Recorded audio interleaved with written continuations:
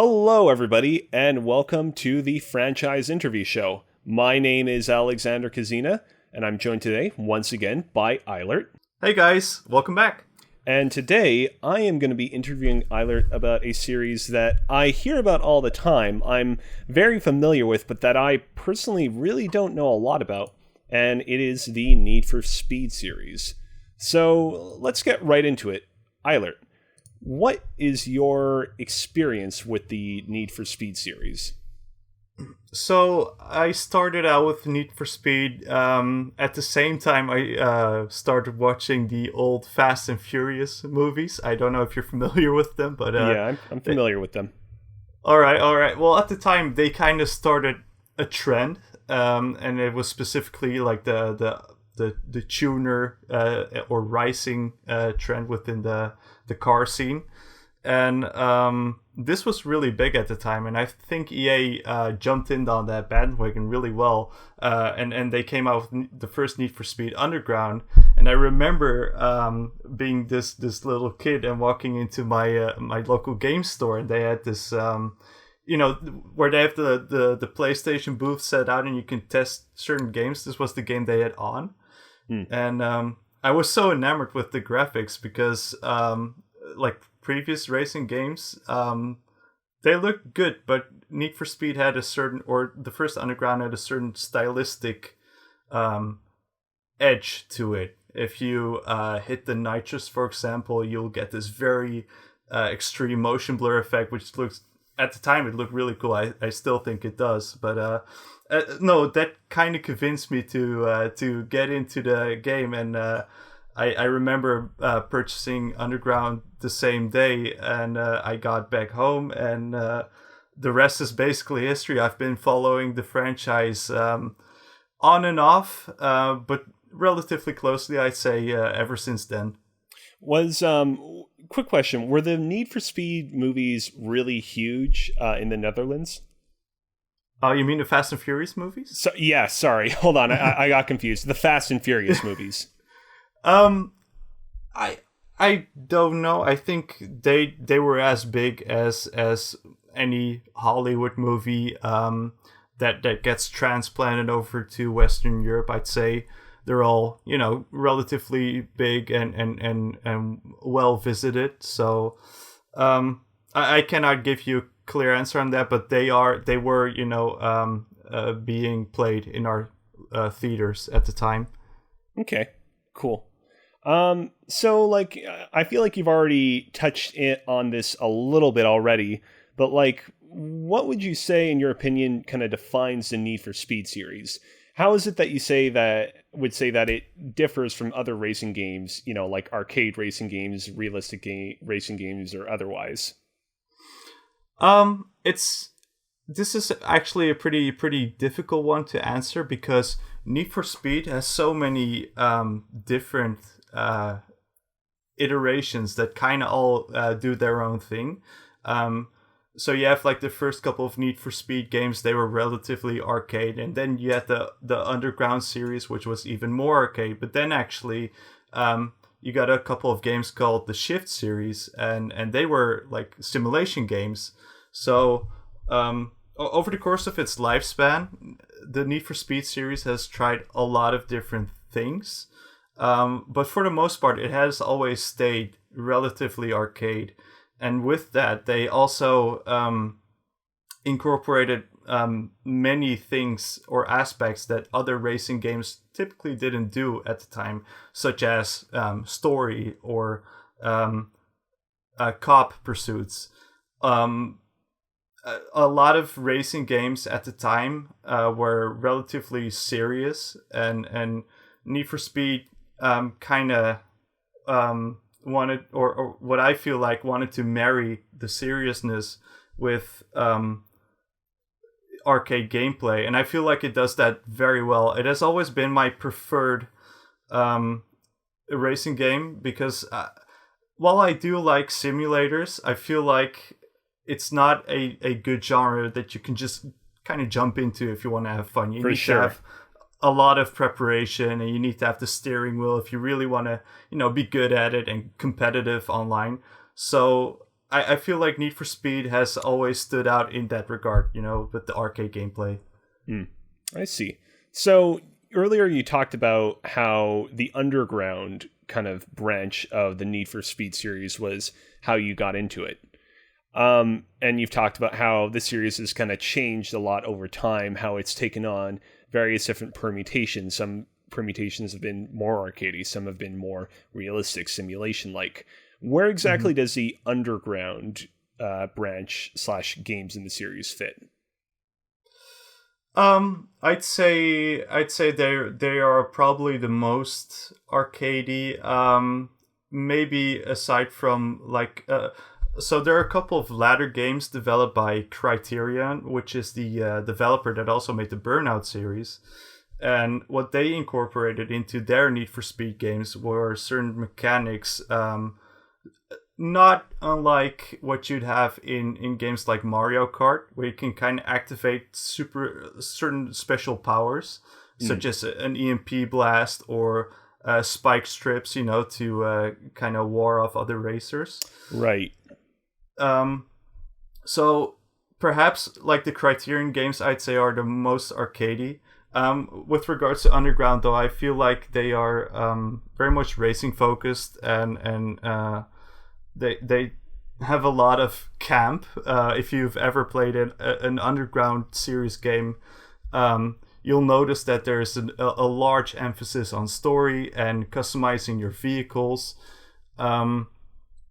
So I believe also that's the reason why they were regarded as the most beloved.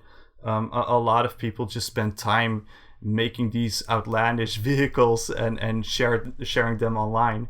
I remember that being a large part of the Need for Speed online community culture back then, and it was really cool. I mean, on the subject of it being campy, I mean, it kind of sounds like the kind of branch of the series that is the most like Fast and Furious. For sure, yeah, and like I said earlier, I feel like Underground was really kind of created to jump in on that car tuner culture back then, and it did that very well. Like I said, there was a story, but it wasn't in your face. I know that in the later Underground-esque games, the story became more heavily focused, and I feel like that's also a part that kind of turned players off in the end, right? But it has always managed to balance these elements very well in the beginning. So yeah. Are you more partial towards the first Need for Speed Underground or the second? In the end, I'd say it's a difficult one. What the first one did very well was you had these tracks that you can just access with your from the menu, and you can just kind of go racing. Underground 2 kind of dropped that in favor of an open world. Where I feel like Underground 2 kind of excelled, though, was that in that open world there were not only racetracks, but there were also side activities you can do, such as featuring your car in a photo shoot, and have it be featured on a magazine. So I'd say Underground 2, just because it's a bigger game, there's more locations, more variety in the map design, in the racetracks, and all in all, just a more fun experience. Yeah. I'm curious, like, of all these various aspects of the series gameplay that you've enjoyed the most, like, which would you say ranks best for you? Like, what in the Need for Speed series do you look forward to experiencing when you take a new game out of the box, physical or digital nowadays? That's a good one, actually. I believe that the Need for Speed reboot that released in 2015 made baby steps in the right direction with regards to it tried to cater towards an audience that was more into the arcadiness of the very old Need for Speed games, but also the tuner culture of the Underground series. And I believe that design aesthetic is kind of what I prefer. just a game that tries to be fun and accommodating to a Need for Speed fan of any kind. But then I actually discussed this with a friend of mine, where I feel like a series like Forza does very well is that it has the Forza Motorsport series, which focuses on like the simulation racing, and you have the Forza Horizon series, which focuses on the more arcade-like, open-world, kind of underground-esque racing culture. Yeah. And I feel like Need for Speed could very much do the same in that they have a Need for Speed series that focuses on simulation racing, and a Need for Speed series that focuses on tuner culture and underground racing. So if I'd have any say in the franchise, I think I'd love for Need for Speed to kind of branch off into two different paths, so you can please a lot of fans and have more developers work on the franchise. I see. Since you've brought it up, I figured I'd ask, are you much of a fan of the Forza series or any of the other racing series? Or is it a case with Need for Speed where it's like, it's the porridge that's just right, and it's the one that you find yourself going back to the most? Especially in recent times, I've found myself leaning more towards Forza Horizon, for example, because what Need for Speed lacked in recent iterations was a certain level of polish that you can really find back in games like Forza Horizon. Aside from that, Forza Horizon also has a lot of activities that you can partake in. And it feels like Forza Horizon is more ambitious with what it wants to offer its fans. So, especially in recent years, I cannot say that Need for Speed was able to scratch a certain racing game itch, unfortunately. But yeah, aside from that, I'm kind of a Formula One fan these days, so I also dive into the simulation racing genre from time to time with the Formula One games by Codemasters. So I don't know. I feel like if a certain developer tries to do something fun and appealing with the racing genre, I'm aboard. I have no brand loyalty to any series whatsoever. It's just like if it's fun, I'll play it. Basically. I want to tug a little bit more on the subject of where the series is today and some of its recent missteps. But before I do that, I do want to touch a little bit on kind of the series multiplayer offerings. Are you somebody, well, first off, like from your perspective, what is the multiplayer of the series like? What's, what are the most kind of appealing aspects of it? And is it something that you really find yourself engaging in? I have tried to, but what I notice, especially with the modern Need for Speed games, and I don't know if this is a PC specific issue, but racing games are very dependent on stable internet connections.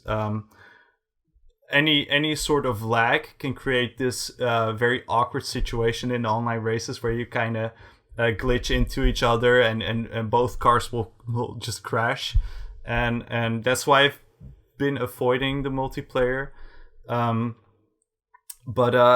in the past I've tried to play whatever multiplayer offerings of the Need for Speed game I was trying or playing at the time.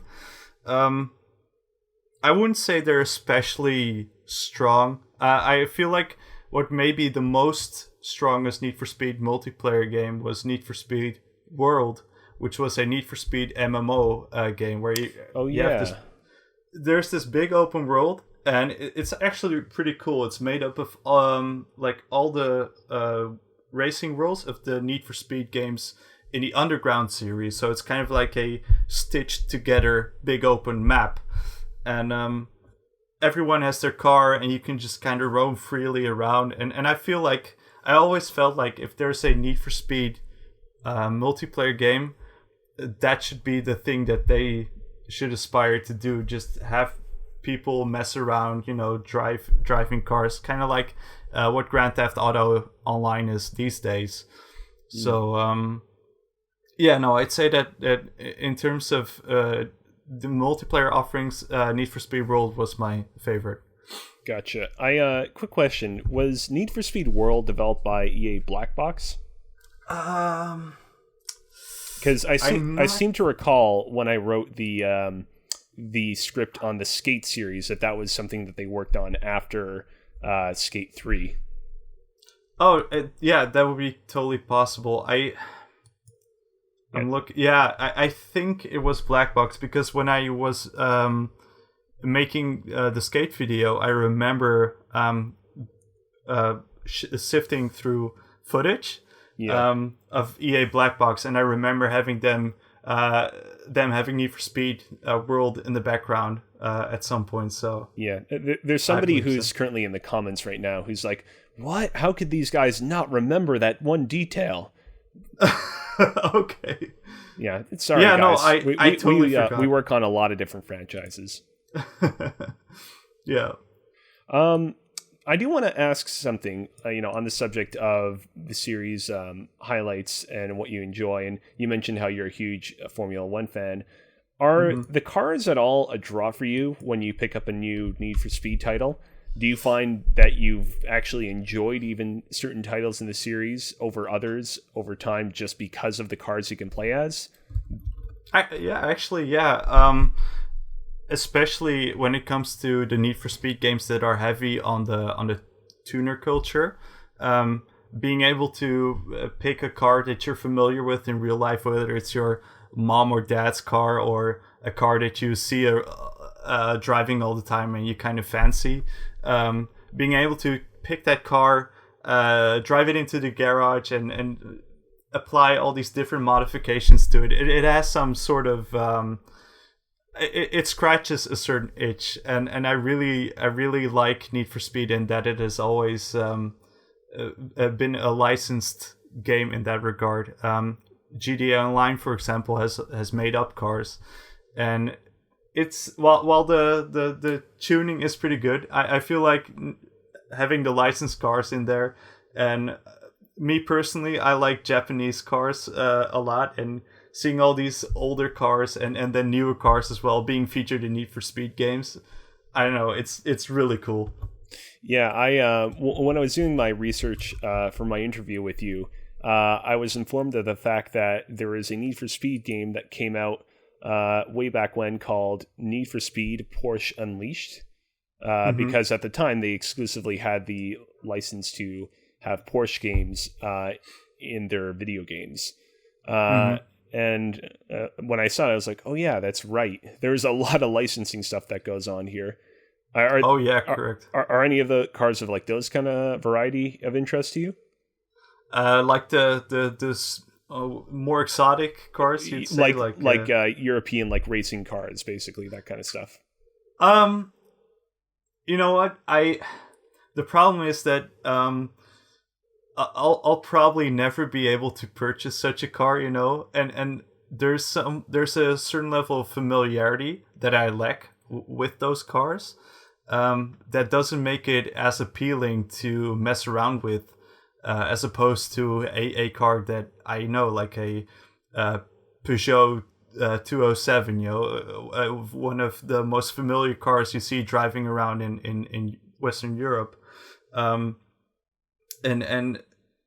I don't know, I like having those cars in there just so you have something to work towards at the very end. You can finally purchase the Lamborghini or whatever, but I always liked the gameplay loop of the very beginning of the Need for Speed games. You start out with like the broken down Ford Fiesta, and you kind of modified that, and then you're able to go faster and purchase more cars. And I've never been fond of the super exotic end cars that you find in the end game of any particular Need for Speed game.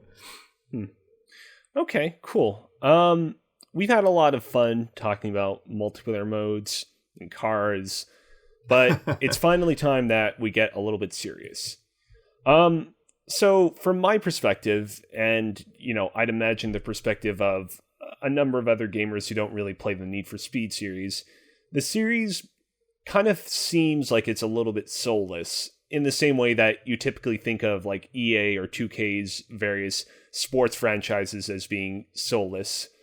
And what I want to ask is, like, do you feel like this is a warranted criticism? And do you feel like the kind of near annualization of the series is largely to blame?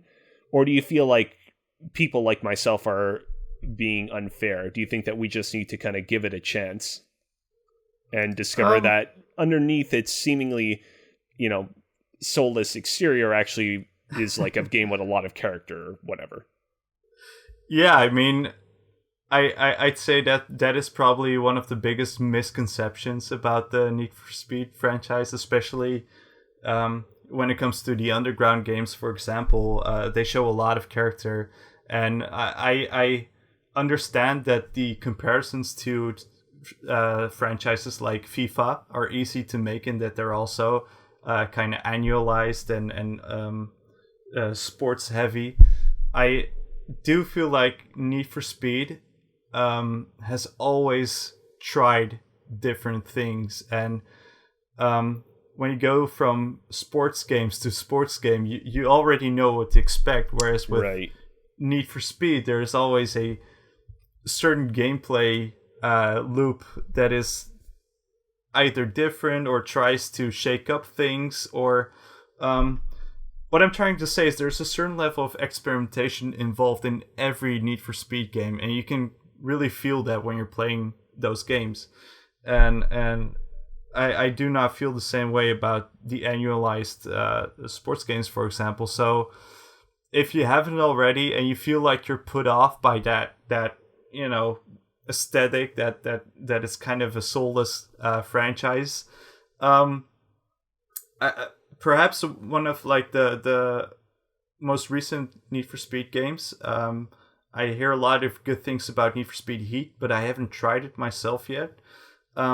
Is a good way to kind of test the waters and see if it's for you. But if that's like the thing that puts you off to Need for Speed, don't. It's actually it oozes with personality if you're playing the right game. Do you think that the problem is that so many people look at the box art for the series and they see, just typically like a car or a bunch of cars, and that like is basically what causes them to kind of regard them in the same camp as the sports titles? Like they think, oh, well, I've seen one car, I've seen them all. Oh, well, I can understand that mindset. You definitely need to have a certain, I wouldn't say love, but you need to have some level of involvement in car culture. You need to like cars in order to like Need for Speed, whereas you don't need to specifically like cars in order to like Grand Theft Auto, for example. So if cars really aren't your thing, perhaps Need for Speed isn't the game for you. But then again, if you do like racing games, then there's no reason you to miss out on Need for Speed. So yeah. On the subject of making the series more appealing to the mass audience, trying to attract people who might not previously have had much interest in the series, recently EA has been trying to revitalize the series, give it a new identity, as they've done over the past several decades, by giving them kind of lengthy single-player campaigns, somewhat inspired by Fast and Furious. And we've seen that, happen so far twice with Need for Speed Payback and Heat. You already said that you didn't play Need for Speed Heat, but did you get a chance to play Playback either? Yeah, Sorry, I did. Payback.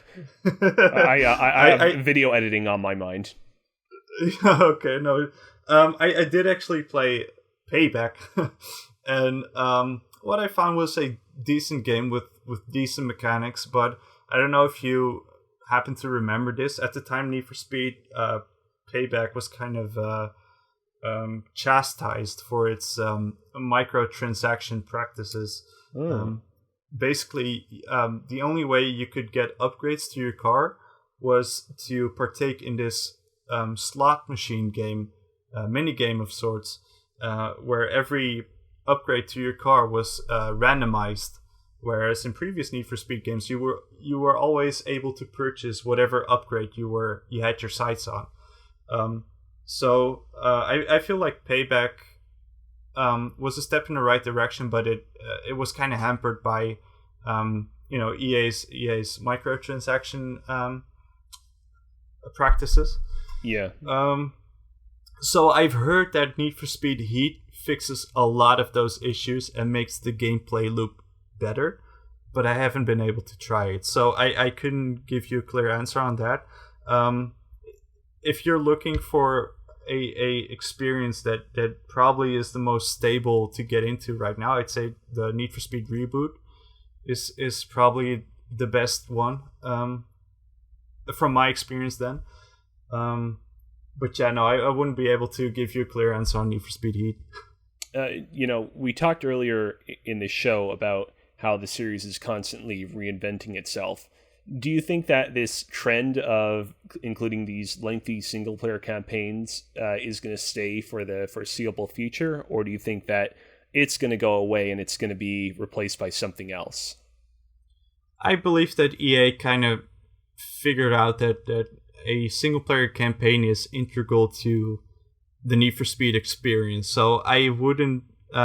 I don't think they're going to go away. In fact, I think they're going to be expanded upon.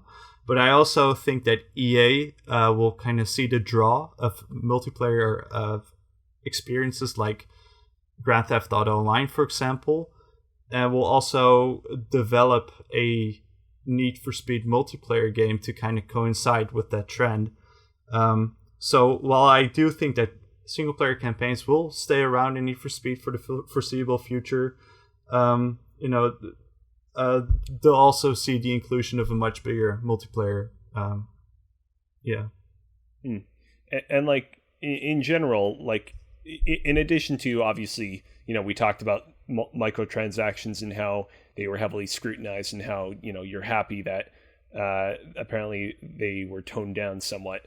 Like, what else do you want to kind of see from the series going forward? What are some pie in the sky ideas or realistic ideas of how EA could potentially, bring the series back to its former glory?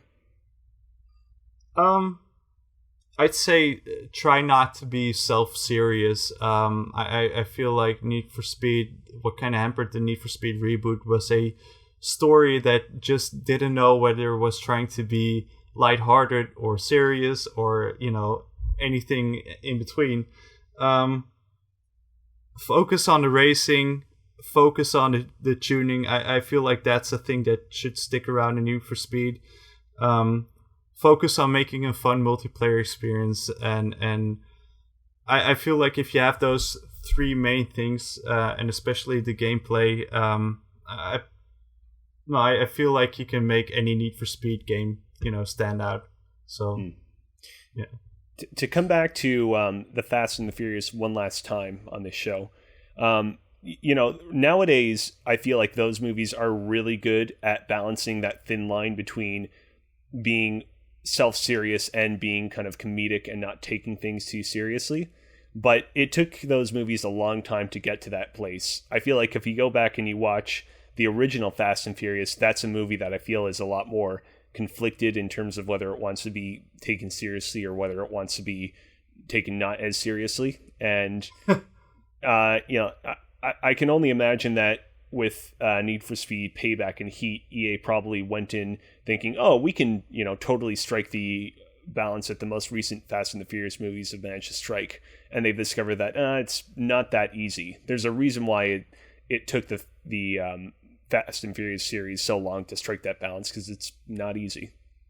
Sure. No, I it's funny you say that, because I feel the other way around when it comes to Fast and Furious. Yeah, I feel like the older movies struck the exact right balance of campy and racing focus, and the newer ones are just too much action heavy for my taste. But yeah, it's kind of funny we differ upon that. But maybe EA will kind of see clarity in that regard too, that they finally find the right identity for the series.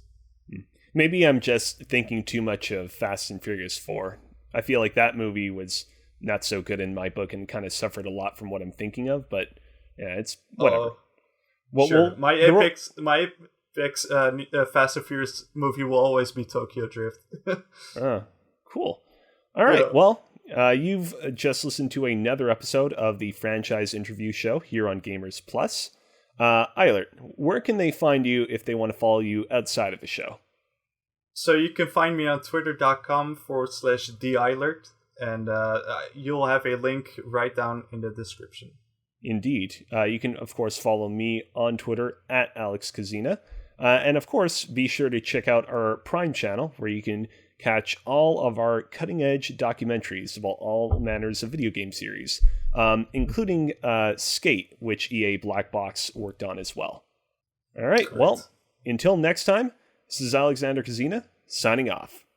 See you guys. Bye. Bye.